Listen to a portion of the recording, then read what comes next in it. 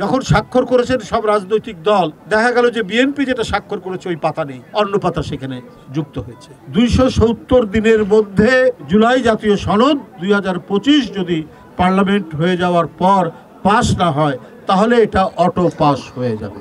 আমরা নিরাশাবাদী নয়, আমরা হতাশাবাদী না, আমরা আশা রাখতে পারি। জুলাই জাতীয় সনদ 2025 স্বাক্ষর হলো। যখন স্বাক্ষর করেছেন সব রাজনৈতিক দল, সেই স্বাক্ষরের যে কাগজটি যেটি চূড়ান্তভাবে জমা দিলেন ঐক্যমত্য কমিশনের যারা দায়িত্বে আছেন, দেখা গেল যে বিএনপি যেটা স্বাক্ষর করেছে ওই পাতা নেই, অন্য পাতা সেখানে যুক্ত হয়েছে।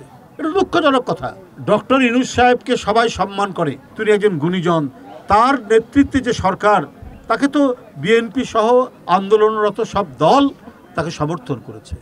তার গঠন করা বিভিন্ন কমিশনের মাঝখান থেকে এই ধরনের প্রতারণামূলক কোনো কাজ হবে এটা মানুষ আশা করে না। এবং কতগুলো জিনিস আছে অত্যন্ত যৌক্তিক, আইনসম্মত। এখানে প্রায় 47-48টি জাতীয় জুলাই সনদের মধ্যে ধারা আছে, যে ধারাটি আপনার আইনীকরণ করতে হলে সংবিধান সংশোধন করতে হবে। যে স্বাধীনতার পর যে সংবিধান রচিত হয় জনগণ এবং সমাজের তাগিদ অনুযায়ী সেটা সংশোধিত হতে হতে যায়। এটা আমেরিকান কনস্টিটিউশনে হয়েছে, এটা ভারতের কনস্টিটিউশনে হয়েছে, আমাদের কনস্টিটিউশনে হয়েছে। হ্যাঁ, যেগুলো অত্যন্ত জরুরি গণতন্ত্রকে শক্তিশালী করার জন্য, জনমতের যে প্রতিফলন সেটা নিশ্চিত করার জন্য সংশোধনগুলো দরকার, সেটা হতে পারে।